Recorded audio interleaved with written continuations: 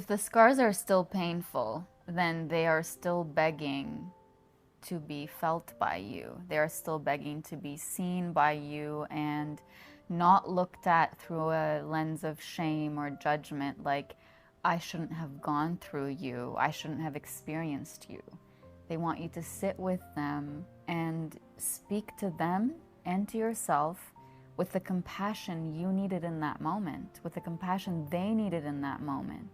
So when something continuously hurts, it's that kind of pain where you're fine throughout the day and then the nighttime starts to come and that pain starts creeping up. And it's like, it's this cycle of I'm fine and then I'm reminded, and I wake up in the morning and I'm like, today's a new day, I'll be fine. And then at night I'm reminded. It's because I haven't fully given myself permission to say, I am going to radically accept. And by that, I don't mean I'm saying it's okay that it happened. I'm just saying it happened. I'm validating that it happened. Maybe I wasn't okay with it, but I understand that there is absolutely no way for me to go back and reverse it or change it. I accept that it happened. I accept that there was nothing different I could have done about it at the time. And I accept that it is my responsibility from that moment to now to come closer to myself in a way where I'm not blaming myself or judging myself for having gone through that. So think of a scab.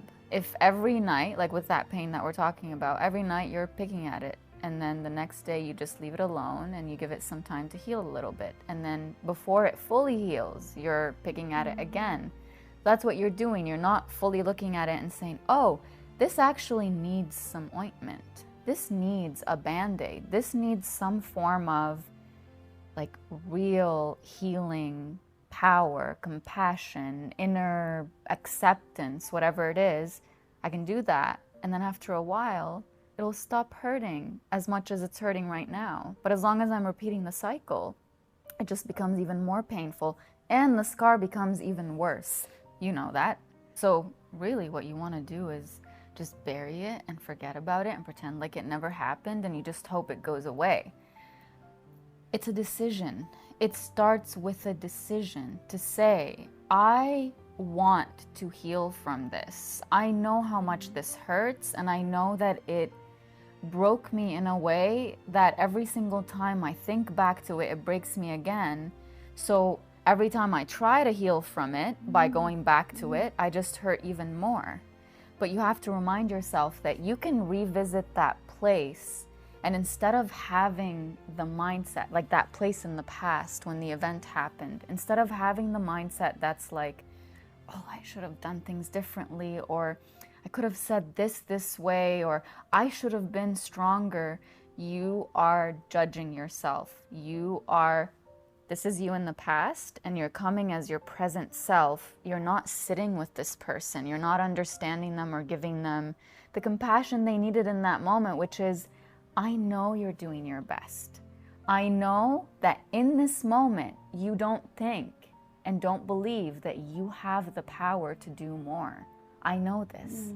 And then there's the self-forgiveness part that comes in, where my present self is telling this past self of mine, you know, we need to forgive ourselves for not knowing any better back then. It's not like we're forgiving ourselves for choosing to inflict this pain on ourselves. People will hurt you. It's not your choice, but your choice is to say, I'm going to take this pain and not say that I deserved it because I didn't know any better, and not say that I deserved it because I didn't protect myself any better.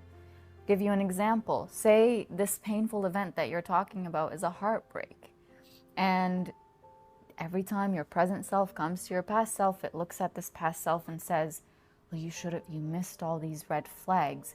You should have been more protective of yourself. You should have been like, you know, like you heard in this interview where someone was advising you to just always be strong and never show your cards and never really open up to this person.